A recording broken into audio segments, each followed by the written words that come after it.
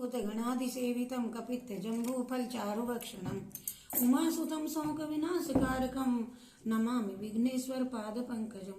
मङ्गलं भगवान् विष्णु मङ्गलं गरुडध्वज मङ्गलं पुण्डरीकाक्ष मङ्गलास्तनोहरि। जय गणेश जय गणेश जय गणेश देवा माता जाकी पार्वती पिता महादेवा। जय गणेश जय गणेश जय गणेश देवा माता जाकी पार्वती पिता महादेवा। एक दंत दयावंत चार भुजाधार माथे पे सिंदूर सोहे मूसे की सवारी। जय गणेश जय गणेश जय गणेश देवा माता जाकी पार्वती पिता महादेवा। माता जाकी पार्वती पिता महादेव। अंधन को आंख देवे कोडिन को काया बांझन को पुत्र देवे निर्धन को माया। जय गणेश जय गणेश जय गणेश देवा माता जाकी पार्वती पिता महादेव। माता जाकी पार्वती पिता महादेव। काहे की प्रभु चंदन चौकी काहे की तारी माल काहे की तारी चंदन चौकी काहे की तारी माल। कौन तुम्हारी शरण में आए कौन करे सेवा कौन तुम्हारी शरण में आए कौन करे सेवा। जय गणेश जय गणेश जय गणेश देवा माता जाकी पार्वती पिता महादेवा। माता जाकी पार्वती पिता महादेवा। ब्रह्मा ध्यावे विष्णु ध्यावे ध्यावे आदिदेव। ब्रह्मा ध्यावे विष्णु ध्यावे ध्यावे आदिदेव। मैं भी आपकी शरण में आई पार करो केवा। मैं भी आपकी शरण में आई पार करो केवा। जय गणेश जय गणेश जय गणेश देवा माता जाकी पार्वती पिता माता जाकी पार्वती पिता महाराज की जय भगवान की जय देवी देवताओं की जय कृष्णचंद्र भगवान की जय।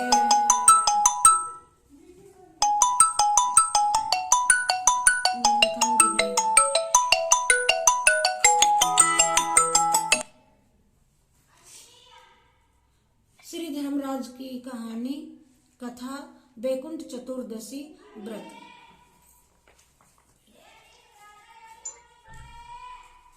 राम राम दीदी राम राम राम राम राम राम।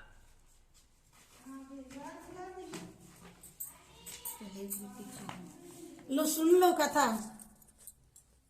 हाँ सुनो जी। हाँ सुनाओ भाभी जी। राम राम।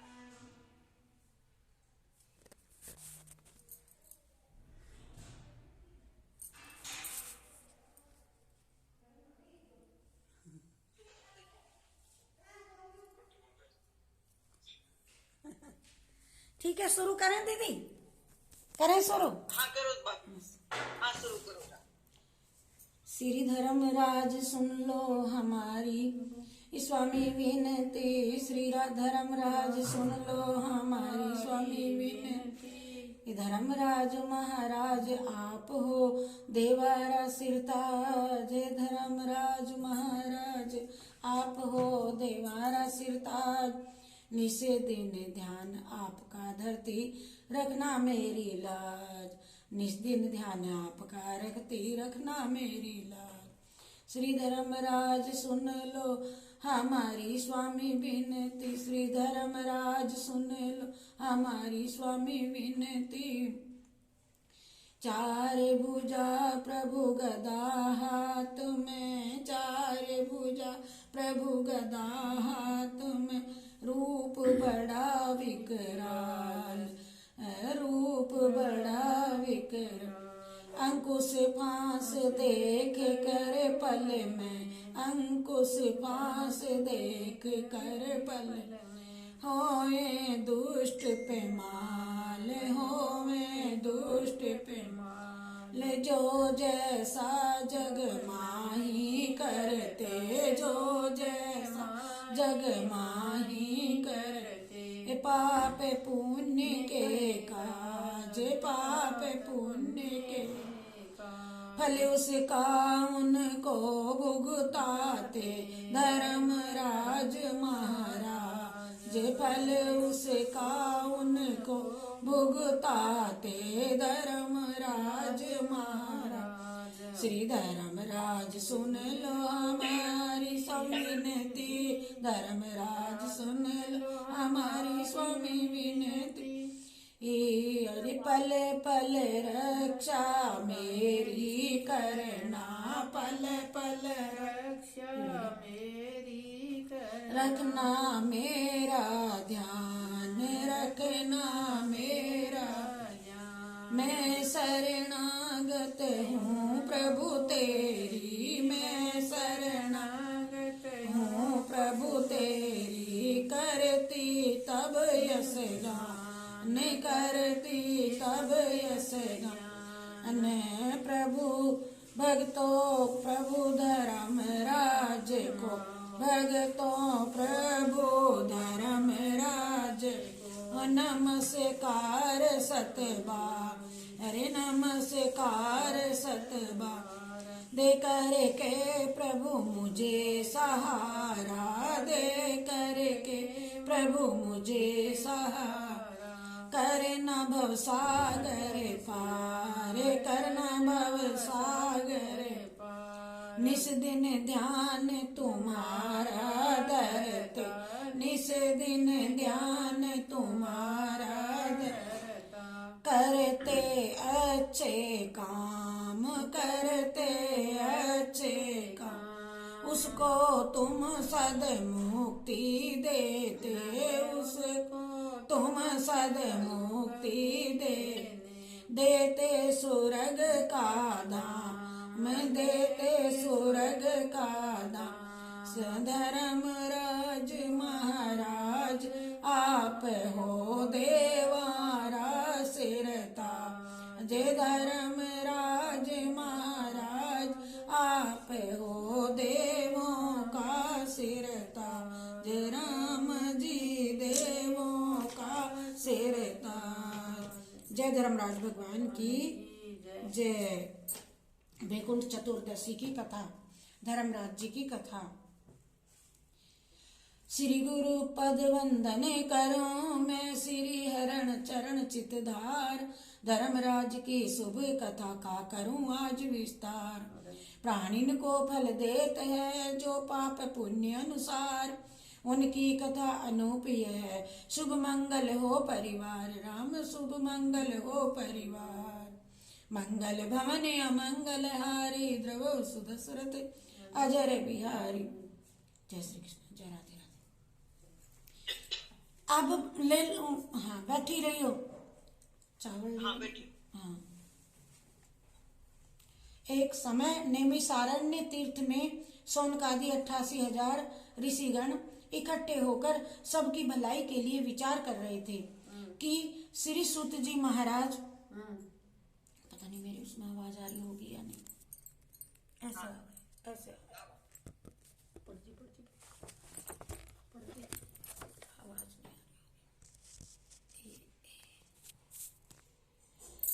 हाँ आवाज आ रहा है। आ रहा है आपको आवाज? आप में हाँ तो वादन साहब। हाँ। श्री सूत जी महाराज जी भी वहां पधारे। श्री सूत जी महाराज को आते देख करके सारे ऋषिगण आदर से उठ खड़े हुए तथा उन्हें बड़े ही सत्कार के साथ ला करके सबसे ऊंचे आसन पर बैठाया। इसके पश्चात उनसे कई प्रकार की जन कल्याण की बातें पूछने लगे। श्री शौनक ऋषि जी बोले कि हे सूत जी महाराज, कृपा करके आज आप हमें धर्मराज की कथा तथा साथ ही उसका विधि विधान और महत्व भी बताइए, कहिए, और इस कथा को कहने सुनने से क्या क्या लाभ मिलता है।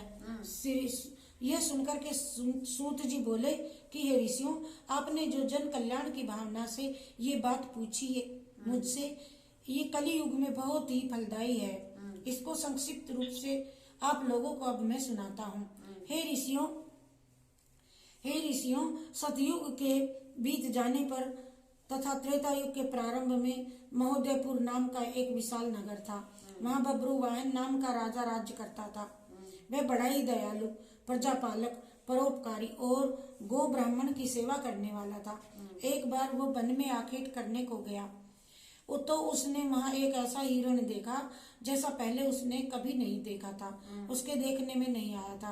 राजा ने ऐसे सुंदर मनोहारी मृग को मारना उचित नहीं समझा और बिना शिकार किए ही कुछ सोचते हुए राजा वापस अपने घर को लौट पड़ा। मार्ग में उसे एक ब्राह्मण मिला, एक कन्या मिली, ब्राह्मण की कन्या मिली जो ईश्वर की आराधना में लीन थी।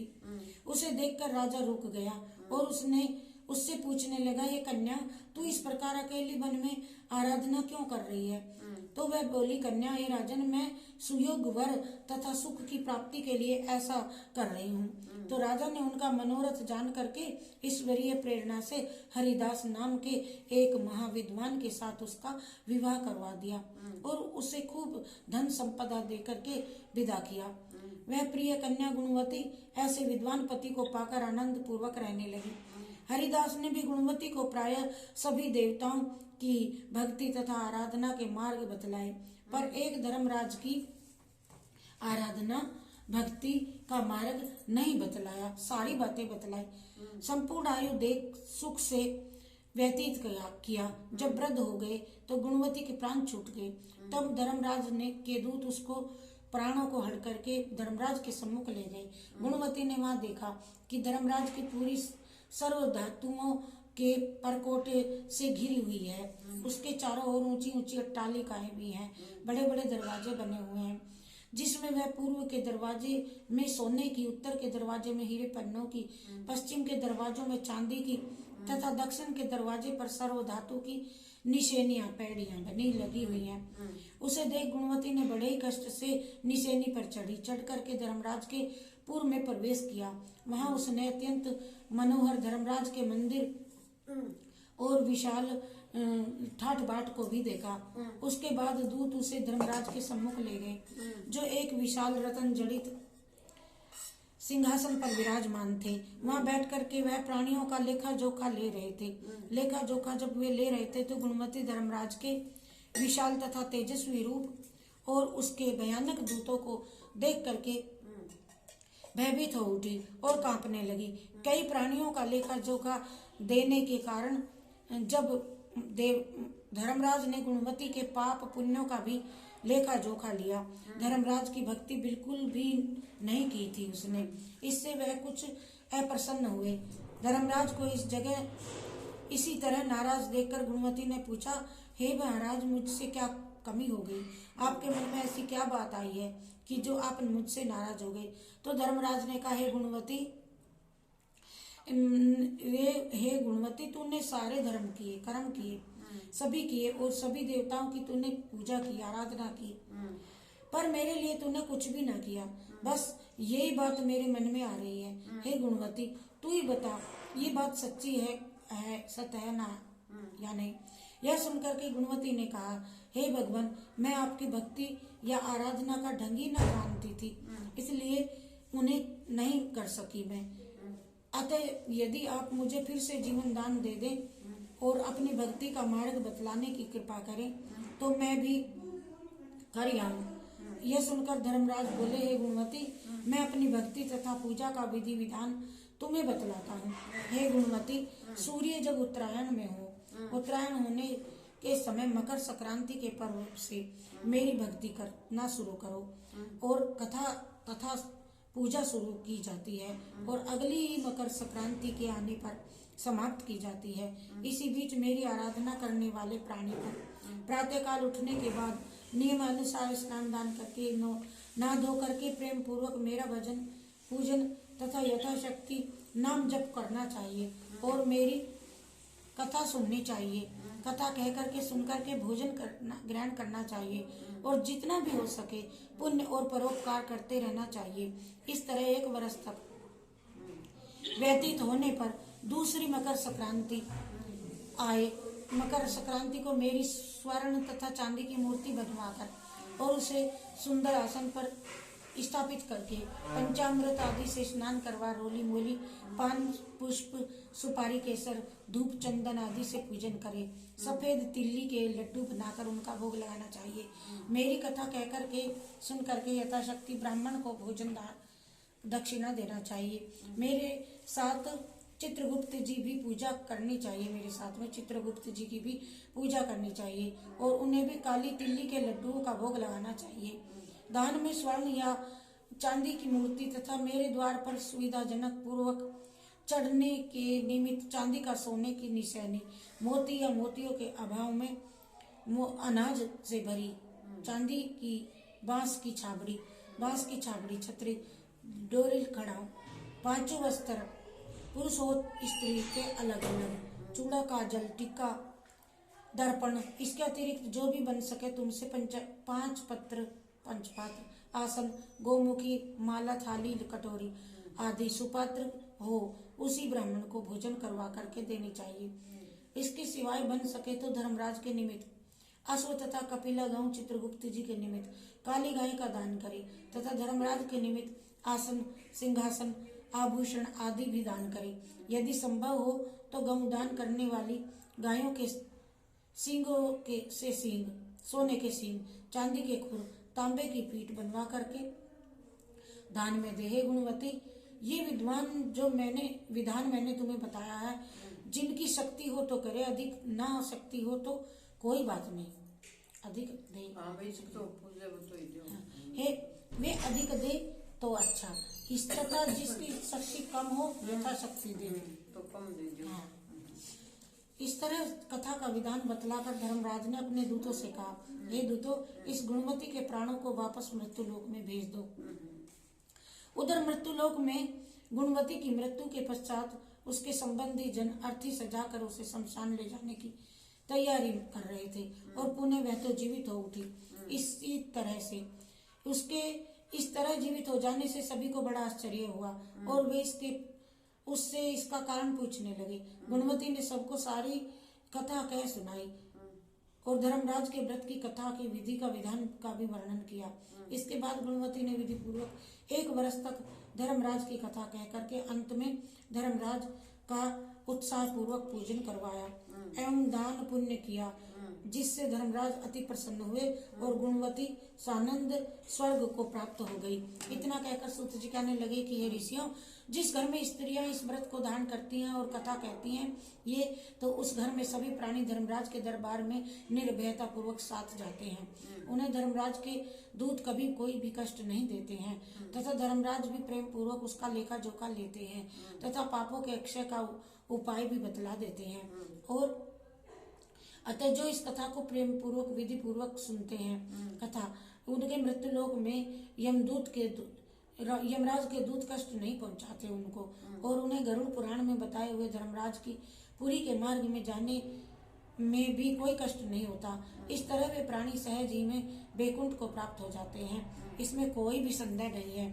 धर्मराज की कथा पढ़े और चितलाए, दोनों लोक आनंद मिले, सुख संपत्ति बहुपार। छंद कथा विसर्जन कथा विसर्जन होती है। अपने भीतर के पट खोलो, एक बार सब सुनने वाले धर्मराज की जय बोलो। बोलो जय धर्मराज भगवान की जय, धर्मराज भगवान की जय, धर्मराज भगवान की जय। अब उद्धव ये ना बोलो, हाँ।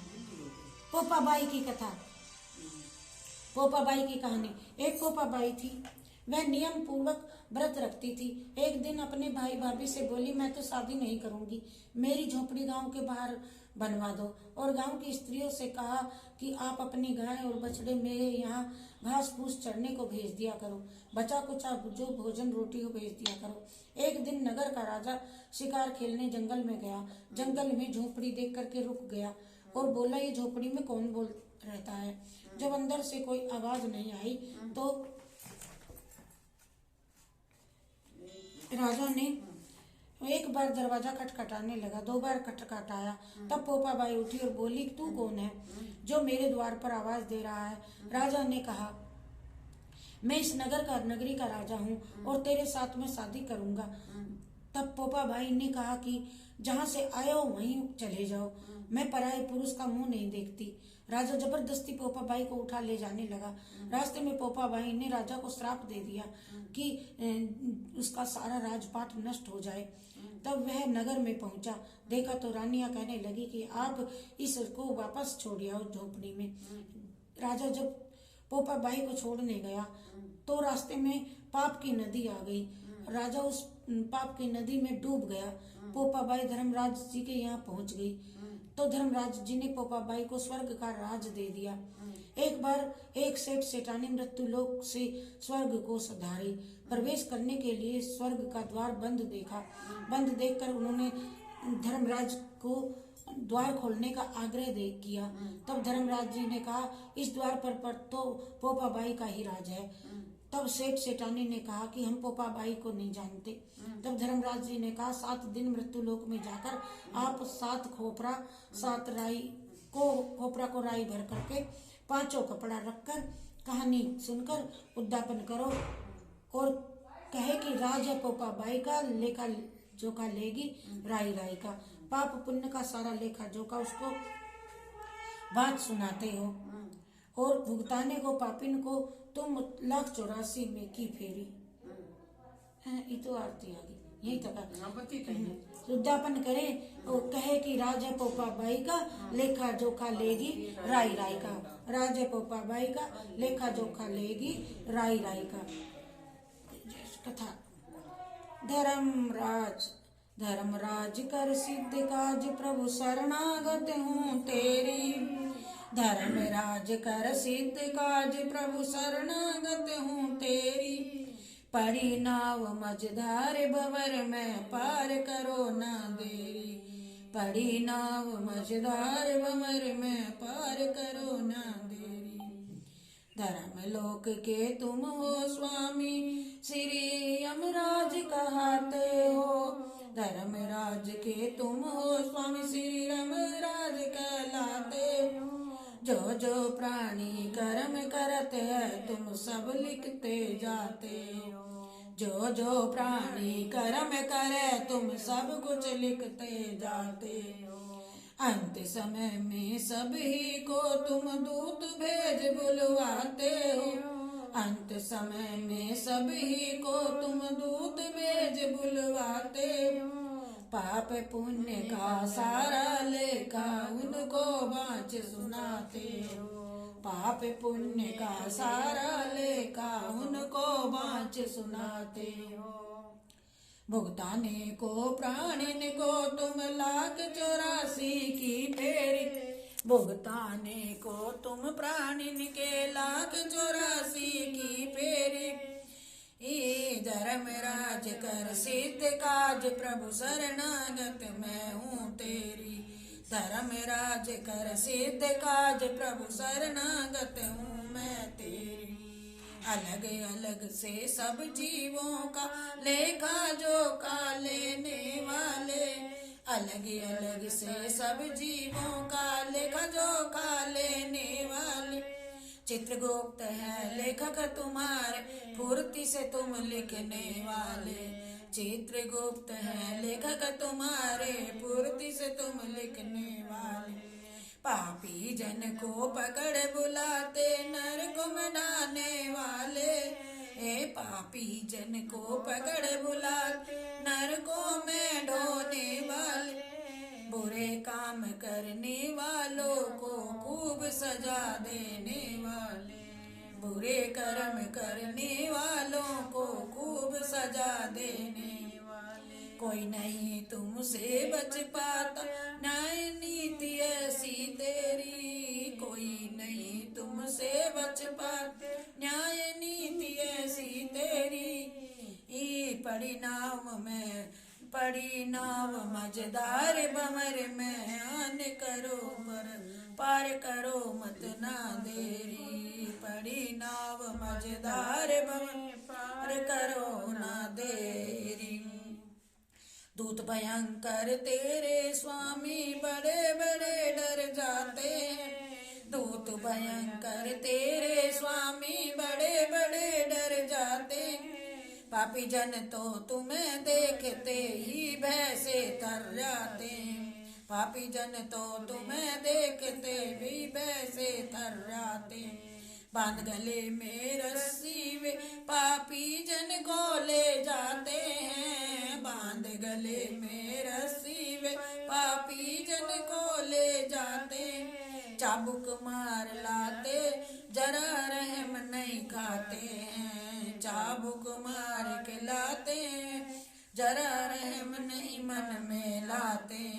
नरक कुंड भुगताने उनको नहीं मिलती जिसमें सेरी। नरक कुंड भुगताते उनको नहीं मिलती जिसमें सेरी। ई फेरी, ये फेरी यहाँ से आ गया। धर्मराज कर सिद्ध काज प्रभु शरणागत हूँ मैं तेरी। धर्मराज कर सिद्ध काज प्रभु शरणागत हूँ मैं तेरी। ये धर्मी जन को धर्मराज तुम खुद ही लेने आते हो। धर्मी जन को धर्मराज तुम खुद ही लेने आते हो। सादर ले जाकर उनको तुम स्वर्ग धाम पहुँचाते हो। सादर ले जाकर उनको तुम स्वर्ग धाम पहुँचाते हो। जो जन पाप कपट से डर कर तेरी भक्ति करते हैं। जो जन पाप कपट से डर के तेरी भक्ति करते हैं। नरक यातना कभी न पाते, भव सागर से तरते। वो नरक यातना कभी न पाते, भव सागर से तरते। मुझ पर कृपा कीजिए, जपता हूँ मैं माला तेरी। मुझ पर कृपा कीजिए, जपता हूँ मैं माला तेरी। पड़ी भंवर में नाव, मझधार पार करो ना देरी। पड़ी भंवर में नाव पार करो ना देरी। जय धर्मराज भगवान की जय। धर्मराज भगवान की जय। गणेश जी की कच्ची कहानी ओके है। वो यूं कह रहा ना, एक पहले फिर बाद में भी बोल लो। वो तो अब बोल देती। गणेश जी की कहानी कहूँ? हाँ, गणेश जी के ऊपर काम सारो कर गणेश जी को। ये देख लो किताब है। वो पास है किताब है यो। किताब। हाँ, किताब। ये धर्मराज की किताब है। अब कौन सी कह रही थी तुम? गणेश जी किसी के कहानी तो बोलनी। ये दी बात ही कथा कर। एक बुढ़िया की हो, एक जय गणेश जय गणेश जय गणेश जय गणेश गणेश देवा। गणेश जी महाराज जी एक दिन सोचा कि सब पूजा करें, ले मैं भी जाके आज देखूं मुझे कौन मानना। एक बच्चे का बालक का वेश भर कर कहने लगी, नगरी में चल दिए। नगरी में जाके कहने लगे भाई कोई मेरी कोई मुझे नौकर रख लो, कोई मुझे नौकर रख लो। एक बुढ़िया माई थी, वो उसने सोचा अब मुझे जरूरत है, मेरे बच्चे तो गए सब और मैं इसकी जरूरत है, ये मेरा काम कर दिया करेगा। उसने कहा कि बेटा तू मेरे रह जा। तो वो राजी हो गया, कहने लगे कि मैं सारा काम तो मैं आप कर लूंगी, बस तू तो मुझे घर में दिखना चाहिए। रोज आना उसे जिमाती, खूब भोग लगाती, स्नान कराती, उसको रोज पूछती। एक दिन गणेश जी बोले तू रोज ही माँ, मैं आया तो था तेरा नौकर बन के और तुमने कह दिया कि मैं तो भाई काम तो तू खुद ही कर लेती है सारा और मुझे नौकर लगा लिया। एक दिन मुझे भी मौका दे कि मैं भी माँ जी आपकी सेवा करूं, आपकी सेवा करूं। तो बुढ़िया बोली कि ठीक है बेटा, आज तो मेरा सिर दुख है, आज तो मेरे पाँव दुख है, मेरे पाँव भी दबा और मेरे काम भी कर। तो नहीं, गणेश जी ने सोचा रोज मैंने तो इसे कुछ भी चमत्कार ना दिखाया, आज बुढ़िया माँ रोज मुझे जिम्मावे, आज अच्छी तरह धाप के खाऊंगा। बस बुढ़िया माँ उसके लिए खाना परोसती रही, गणेश जी तो धापा ही नहीं। खूब खिलाया, इतना खिलाया। एक दिन कहने लगी कि यो तो टब्बर तो छोटा सा है, इतना खा ले। पर जब वो आया था उसने कही थी कि तू जब मैं मेरे से दुखी मत हो जाइए, जिस दिन तू मुझसे दुखी हो जाएगी मैं उसी दिन तेरा घर छोड़ दूंगा। कि ना बेटा तू रह जा मारे, मैं कभी तुझे कभी कुछ नहीं सोचू नहीं कुछ भी तेरे बारे में। तो बस वो एक दिन खूब जिमाती जाओ, उसने सोचा कि इसने कही थी कि भाई माथे में सड़वट मत मारी, तो घना ही खा गया। पूरे घर की आटा मांड के रोटी, सारी सब्जी, सारी खीर पूरी सब खा गया। तो बस अब बुढ़िया ने सोचा मैं क्या करूं, इसे डांटूं तो इसने यूं कही थी मुझे डांटिए ना, मैं चला जाऊंगा। और ये तो चला जाएगा। वो चुप चुप परले दरवाजे से जा पड़ोसन के से जाके और आटा मांगने चली गई। मारा तो टाबर है ना, घना ही खावे, सारे घर की रोटी सब्जी खा गया, धापा ही नहीं। तो पड़ोसन के से लिए जाती जाती कहने लगी पता नहीं ये तो बहुत ही परेशान करने लग गया। इतने में गणेश जी समझ गए तो मेरी पड़ोस में जाके चुगली करी आई। अब मैं जाऊं, इतने वो लेके आटा वाटा आई, इतने में अलोप हो गई, ढूंढती रही, बनाई रोटी, गणेश ओ गणेश आजा गणेश। तो गणेश जी ना आए, कहने लगे, वो बहुत पछताई, गणेश भगवान अब मैं मैल नहीं लाऊंगी, तो मेरा घर मत छोड़िए। तो गणेश जी ने सोचा मैं ना जाऊं तो मुझे कोई ना मानेगा। एक बार उन्हें अपना रूप दिखा दिया। गणेश जी ने अपना पूरा संपूर्ण रूप दिखाया। तो बुढ़िया माई कह लगी मैं नहीं जानती थी, तो तुझे बच्चा ही समझती थी, तो गणेश जी है। ये गणेश जी जैसा मेरा पर्दा पास किया, किसी का ना करियो, कहते कि सुनते कि हूँ कारा बरते कि बोलो जय गणेश जय गणेश जय जय गणेश जय गणेश 7 बार बोलो जय गणेश जय गणेश। भंडारा बना गणेश जी, जय राधे राधे। भोग लगा दियो हमको, लगा दियो के हाँ लगा भोग उपास दिखा दियो भाभी, उपास नहीं ये मैं ही दिखा लियो। ऐसा दिखा। दिस है के हैं हाथी से, ओ है हाथी से बढ़िया।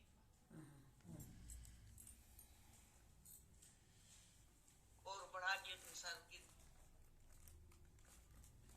सारू दिखा दियो। ये समान, वो समान है। वो सामान है सारा ही।